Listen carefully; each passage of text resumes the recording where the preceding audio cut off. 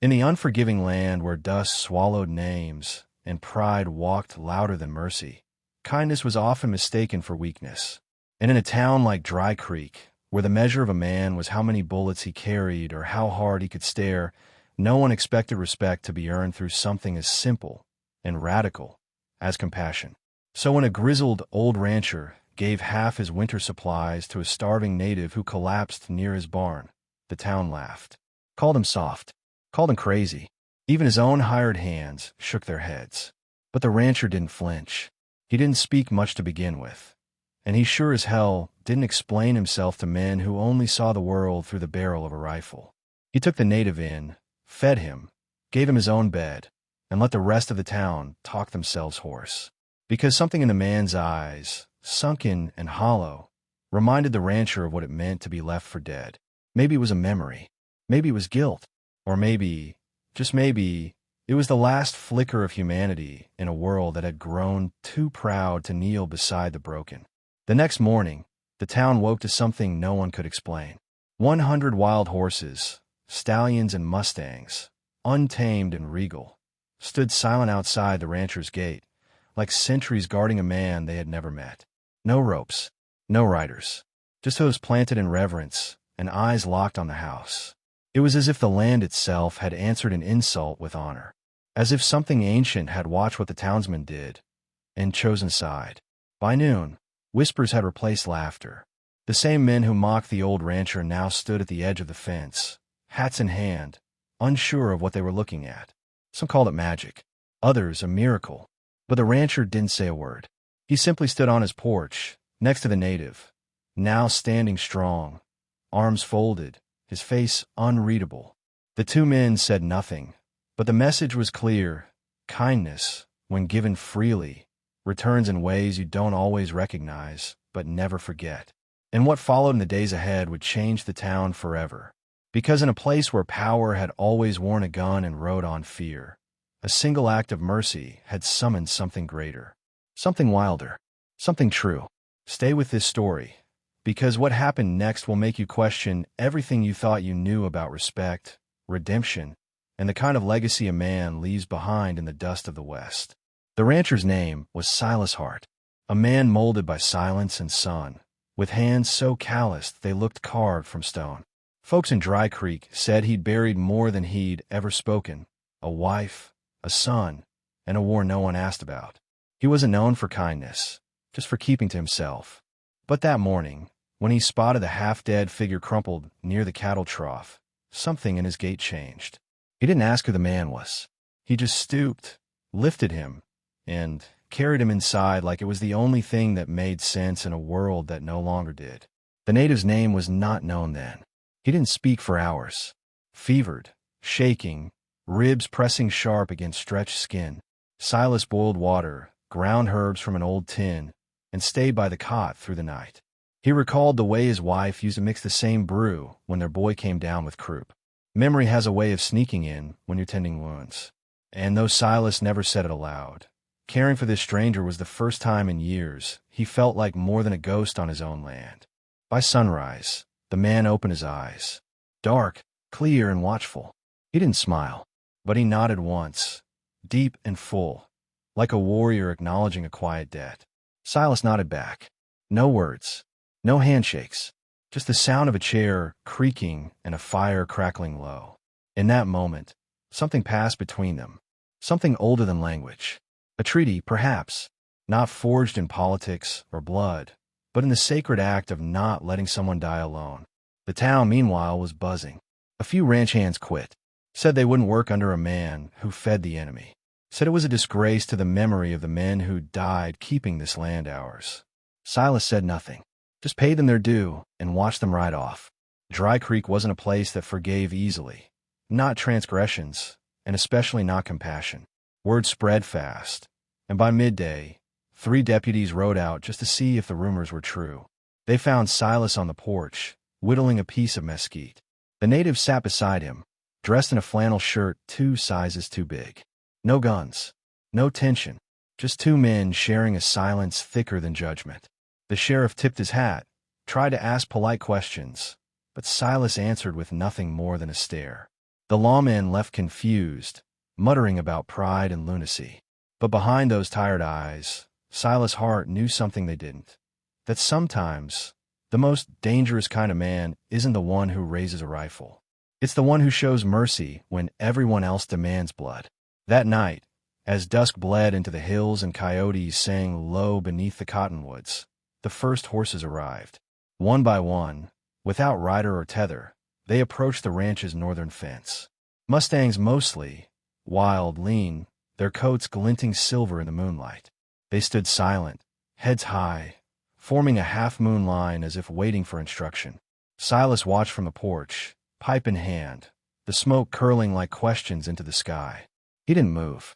Neither did the native, who now stood behind him, arms crossed, watching with unreadable calm. By morning, the line had grown. Dozens of horses, nearly 100 by count, filled the meadow. They grazed, they waited, they stood guard. It was a sight no one in the territory had seen before. Townsfolk gathered at a distance, whispering, pointing, some crossing themselves. Rumors flew that the native had summoned them, that the ranch had become cursed or blessed, depending on who was speaking. But no one dared approach the gate, not after what happened next. An old prospector named Elwin, half-blind and known for too much whiskey, dared to test fate. He crossed the field to pet one of the mares, a gentle chestnut near the back of the herd. The moment his hand reached out, the entire line of horses shifted as one. Not aggressive, not violent, just unified, like a single breath passing through one enormous body. Elwin backed away, stumbling, pale as a sheet. "Ain't natural," he muttered, eyes wide. "Ain't nothing natural about this." But Silas knew better. He'd seen nature do stranger things. He'd seen lightning split a man's heart clean in half and watch prairie fires dance like devils across the horizon. This was balance. This was the land remembering a kindness long forgotten. And while the town argued over omens, Silas sat down beside the native, who finally spoke his name, Tell. It meant he who stands. Fitting, because standing was exactly what they were doing, against ignorance, against cruelty, against the belief that kindness had no place on the frontier. From that moment forward, the story of the horses and the man who dared to feed a starving native would take on a life of its own. Some said the spirits of the land had awakened. Others claimed Tahu was a shaman sent to test men's hearts. But for Silas, it was far simpler. It was the first time since he buried his son that he felt the earth give something back, not because he asked, but because he chose right, even when it cost him everything. Days passed, and the herd remained. They grazed peacefully, never straying far from the ranch, never causing trouble. Silas built troughs along the fence line and left buckets of water where the grass grew thin. Tahu helped without needing to be asked, mending fences, tending the forge, and moving like a man who'd been there all his life. They didn't talk much. They didn't need to. Every movement carried weight. Every silence spoke volumes. And while the town watched with wary eyes, a quiet transformation was underway, not just in the land, but in the hearts of the men who lived upon it.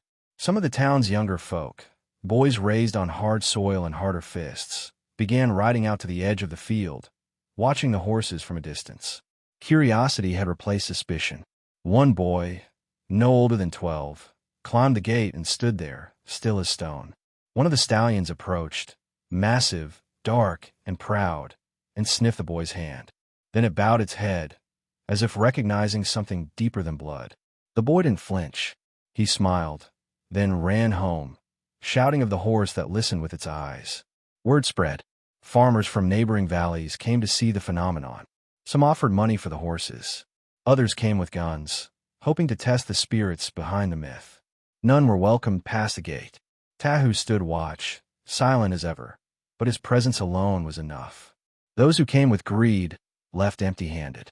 Those who came with wonder were allowed to stay a while. It wasn't a rule. It was just understood, as if the land itself whispered who belonged and who didn't. Silas was changing, too. His steps grew lighter, his shoulders less burdened. He was still the same man, worn and weathered by grief, but something had begun to thaw inside him. One evening, he took out his wife's old fiddle from the attic, untouched since the day she died, and began to play. The sound, though rusty, danced through the cottonwoods like a prayer. Tahu listened, his face unreadable, then disappeared into the barn and returned with a handmade flute. Without a word, he joined in, and for the first time in over a decade, the ranch felt alive again. Not everyone celebrated this change.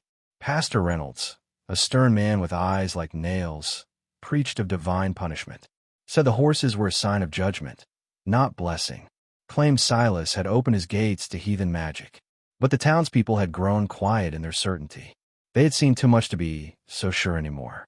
Something sacred was happening beyond those fences, something too vast to label and too powerful to dismiss. And no sermon could erase what their eyes had witnessed: peace where there had been pain, harmony where there had been fear.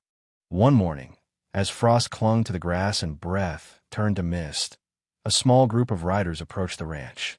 Not townsfolk, strangers, clad in gray and brown, their coats marked by years of war and wandering.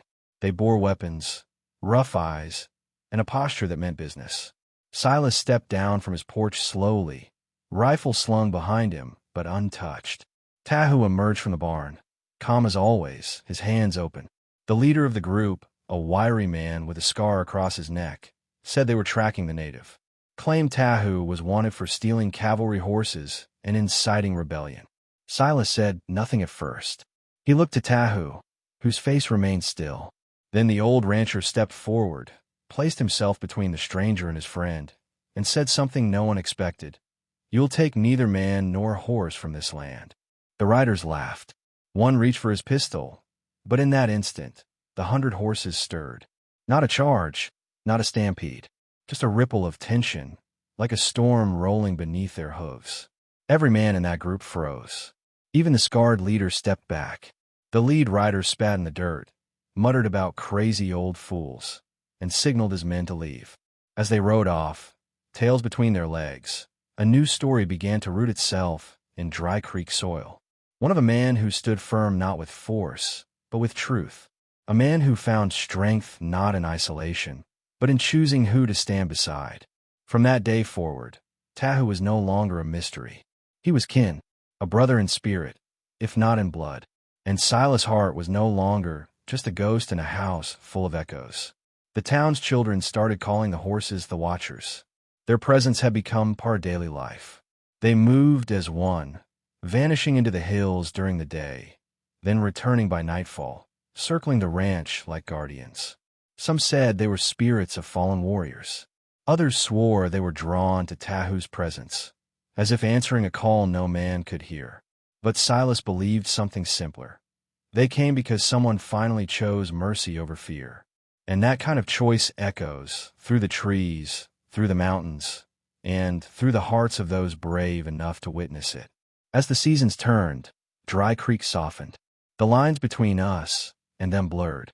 The town's general store hired 2 native workers. A local widow began teaching herbal medicine to the school children, much of it passed down by Tahu. And Silas, once the loneliest man west of the Pecos, found himself hosting neighbors for supper, fiddle in hand, Tahu by his side, and the hum of 100 hooves just beyond the gate, steady as a heartbeat. Winter came early that year, blanketing the plains in white before the harvest was done. Most ranchers tightened their belts and battened down, fearing another cold season of loss. But on Silas Hart's land, the snow carried something different. Not despair, but purpose. Every morning, the horses would break the frost-covered ground with their hooves, clearing paths to the troughs.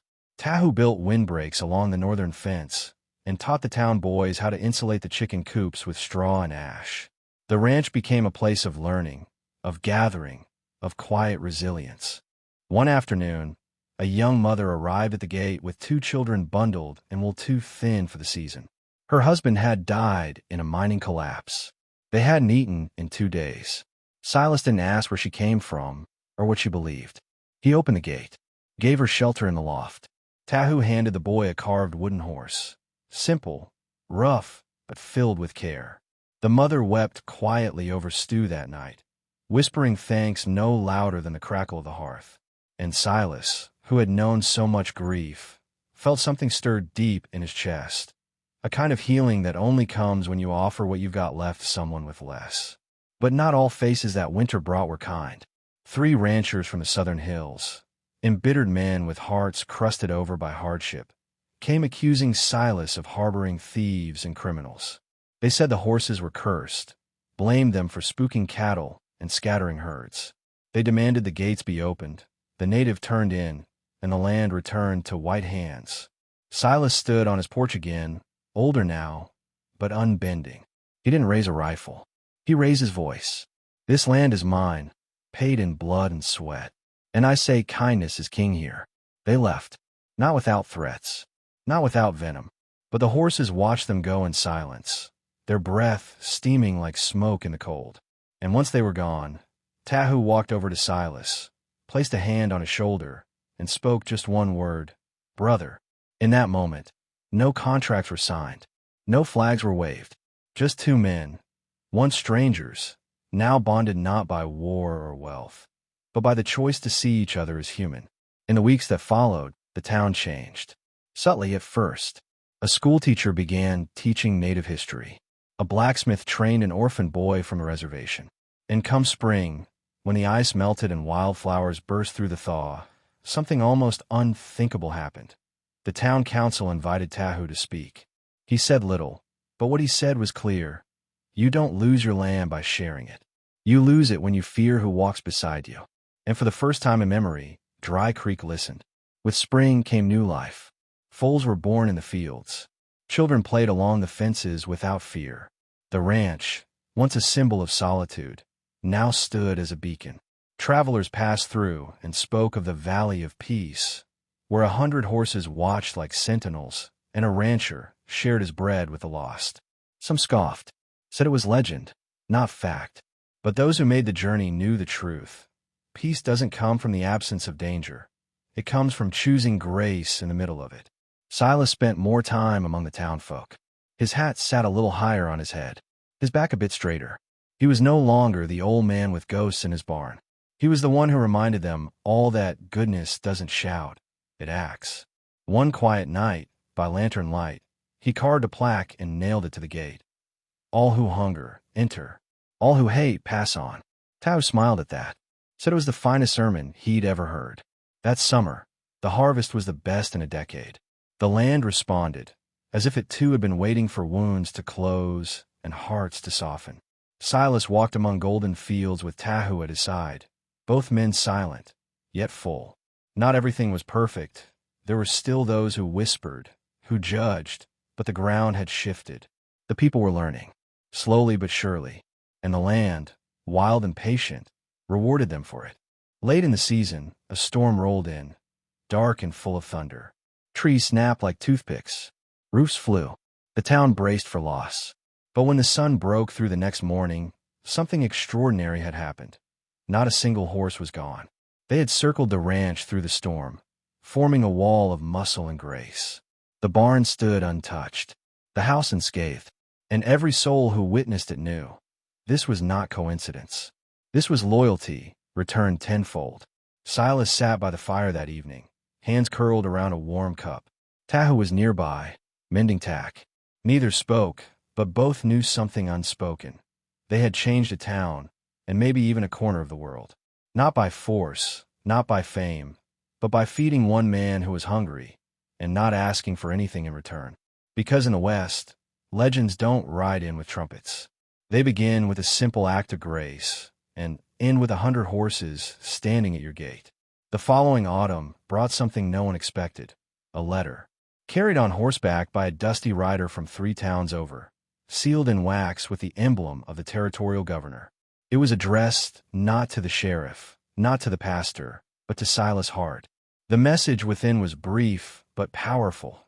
Word of the Ranch of Peace had spread across counties, and the governor wished to visit, to see the horses, the land, the man behind the story. Silas read the letter twice, then passed it to Tahu without a word. The native smiled, faint and warm. Let him come, he said, but let him listen. When the governor arrived, flanked by soldiers in polished boots, he was met not with ceremony, but with the scent of stew and the soft rumble of hooves. No banners, no speeches, just the land as it was, and the people as they had become. Silas led him through the fields, past the foals, past the troughs Tahu had carved from oak. The governor asked many questions. Some were sharp, political, others hesitant, as if he feared the answers. But Silas never wavered. "This isn't charity," he said, "and it sure ain't politics. It's what happens when you stop counting what people owe you and start asking what they carry." The soldiers watched the herd in silence, uneasy. Horses are skittish around uniforms. They remember too well. But these horses didn't flee. They moved in slow circles, calm, unbothered. The youngest of the governor's aides, no older than 16, stepped toward one, a golden mare with a wild mane. She didn't run. She bowed her head. He reached out, trembling, and touched her. The boy smiled, tears gathering at the corners of his eyes. No one mocked him. They just watched, as something old and bitter seemed to melt from his face. Before the governor left, he asked to speak with Tahu alone. What was said between them no one knows. But when the native returned, his expression was unreadable. That night, as the fire cracked and supper simmered, Tahu finally spoke. He offered money, land grants, recognition. Silas looked up, and Tahu shook his head. "I told him what you taught me. Some things can't be bought, and the only reward we need is right outside that door." They didn't say anything more, but the fire burned bright that night, and the wind sang through the grass like a hymn. As the days grew short again, the bond between the town and the ranch solidified like stone. They didn't just tolerate each other. They leaned on one another, shared seats, swapped stories. And in the saloon, once a place of division, a small sign now hung over the bar. Peace rode in on horseback. No one dare remove it, because every soul in Dry Creek knew they weren't just living in a town anymore. They were part of a legacy, born not from wealth or war, but from the simple power of feeding the hungry and trusting a stranger. Then, one cold morning, something shifted. The horses were gone. No tracks, no struggle, just empty fields and an eerie silence. The town woke to the absence like a wound, like the breath had been sucked from the valley. Silas rode out at dawn, searching the hills. Tahu went east, toward the canyons. But mile after mile, they found nothing. Only wind and shadow and the whisper of something larger than them both. At dusk, they returned home, dust-covered and wordless. That night, no one slept. Children cried. Elders prayed. Some believed it was punishment, that the horses had been spirits all along, and now their time had passed. Others feared the worst, that they had been stolen, that greed had come the night. But Silas believed neither. Sitting on his porch, hands clenched, he said only, "They'll return. When it's time." Tahu nodded once, and added softly, "And when they do, they won't come for us. They'll come for someone else in need." Weeks passed. The town learned to breathe again, slower now. They had seen magic. They had touched it, but they cannot trap it, cannot own it. That winter was hard, one of the coldest in memory. Yet not a single man, woman, or child in Dry Creek went hungry. They looked after one another, shared warmth, shared food, and in that quiet unity, something remarkable took root. The understanding that even when the miracle is gone, the lesson remains. One night, snow falling soft as ash, a knock came at Silas's door.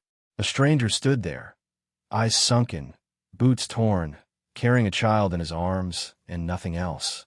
He didn't need to speak. Silas stepped aside. Tahu took the child, and as they closed the door behind them, neither man looked outside, but they didn't need to. For somewhere, not far beyond the tree line, the faint sound of hooves stirred in the dark, steady, watchful, waiting for the next soul who'd need them. Spring came late that year, but when it arrived, it did so with color. The hills, once bare and brown, bloomed with wildflowers that hadn't been seen in decades, bright reds, yellows, and blues bursting through the dust like hope refusing to die. Children chased bees, women sang over laundry lines, and the blacksmith finally laughed again.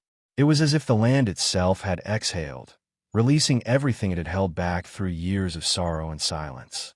But even with this new life, everyone still watched the horizon, waiting, listening. Then, early one morning, just as the sun split the sky in gold and silver, a thunder came from the north, not from clouds, but from earth. Hooves, hundreds, moving as one. People rushed into the street, faces tilted to the wind. Tahu stood still, eyes closed, his lips whispering in his native tongue. And over the crest of the ridge, like a story being written by heaven itself, came the herd. Not just the horses from the valley more, dozens more, strong, wild, magnificent. Leading them was the golden mare. Her eyes found Silas. She stopped, bowed, then walked through the town as if it were her own. No one claimed the horses. No one tried to ride them. They passed through like a river, pausing at water troughs, grazing for a moment, then moving on. But their presence awakened something deeper. It was as if they were messengers, reminding Dry Creek of its vow, to feed, to shelter, to welcome without fear. That day, the sheriff took off his badge and gave it to a young woman who had come from the mountains, a healer, once shunned. "You've done more for this place than I ever did," he said. "Now keep it safe." Silas and Tahu didn't speak of it, but they both knew what was coming. Change. Real change. One evening, sitting by the fire, Silas said, "We were the start, but we ain't the end." Tahu looked at him, his eyes reflecting the flames. "And maybe," he said, "the end ain't even the point." They smiled. No need for speeches. Just two men, once strangers, now brothers, tied together not by blood, but by something stronger, the choice to act with courage when the world expected silence. And when the moon rose high, silver over the fields, the herd vanished into the night, not running, not fleeing, just moving forward, toward the next place that needed a miracle, toward the next soul who might one day remember the story of a starving native, a stubborn rancher, a town redeemed, and 100 horses that stood watch at a wooden gate, waiting not for reward, but for righteousness. Years passed. Children grew into riders. The town square turned into a place of music and mercy. A new school was built from the lumber of the old saloon, and above its door, carved with care, was a simple phrase: "Strength is kindness." Travelers came from far-off places, not for gold or fame, but to hear the tale of the herd, of the people who changed everything by feeding one man who had been left to die. No one could tell the full story the same way twice, but everyone left changed. Silas aged slowly, the way men who've forgiven themselves tend to do. He stopped carrying his rifle. He planted trees. He read poems. And when young boys asked him what happened the day the horses came, he'd simply say, "They reminded me who I was supposed to be." Some laughed, some didn't understand, but they remembered. Tahu, meanwhile, became legend. His carvings, his songs, his silent strength, they passed through generations. And when he finally left this world, the whole town walked behind his casket, from the mountains to the meadow, in silence, with flowers in their hands. And then, one quiet evening, with the stars stretched thick above, a knock echoed again on that same wooden door. Silas, now frail but sharp-eyed, opened it. A girl stood there, barefoot, holding a note. He didn't ask questions, just stepped aside and said, "You're home." Behind her, in the distance, the faintest rumble. Not thunder, not danger, just hooves. Always hooves. Always near. The final truth wasn't carved in stone or shouted from pulpits. It whispered in the way the town moved, and how no one ate alone, how every child had a place to sleep, how even the bitterest man found peace under the old sycamore tree. That's how legends last, not by being retold, but by being lived. So if you ever find yourself on a long road, past where the rail stops and the wind speaks your name, listen close. The land remembers. And maybe, just maybe, the horses are still watching. As the dust of this story settles, what remains isn't the image of 100 horses or the echo of hooves fading into the canyon. What remains is the choice of a single man who looked beyond judgment, beyond history, and dared to act with compassion. In a place where kindness was mocked and division was tradition, one gesture turned strangers into brothers, outcasts into protectors, and a forgotten town into a place worth remembering. That kind of transformation doesn't come from might or law. It comes from heart. The rancher could have ignored the starving man. The town could have remained blind. But it was a simple act, a plate of food, a moment of dignity, that unraveled generations of silence. And that is the truth the Old West never tells loud enough. The strongest men aren't always the ones who carry rifles. but the ones who offer bread. That's how legends are made. Not in war, but in mercy. And mercy, once offered, has a way of returning multiplied. Remember, the most powerful movements in history rarely begin with parades or speeches. They begin with a door opened, a stranger welcomed, a voice heard. Perhaps today's world, with all its noise and fury, needs fewer conquerors and more ranchers like Silas. Men and women who don't wait for permission to do the right thing, who understand that dignity isn't earned, but defended, especially for those who have none left. So now, the question turns to you. What would you have done at that gate? Would you have laughed with the crowd? Or walked across the dust, rifle slung low, and stood beside a man the world discarded? Maybe you won't face horses or hunger, but you will face moments, quiet, invisible ones, where courage is measured not by shouts, but by stillness. And those moments, when met with grace, echo far longer than any thunder. If this story stirred something in you, if it made you feel, think, or simply pause, then let it live on. Subscribe to the channel, give the video a like, and share your thoughts in the comments below. Your voice matters here, just like Tahu's did in Dry Creek. And who knows, maybe someone out there, lost in silence, is waiting to hear a story just like this from you.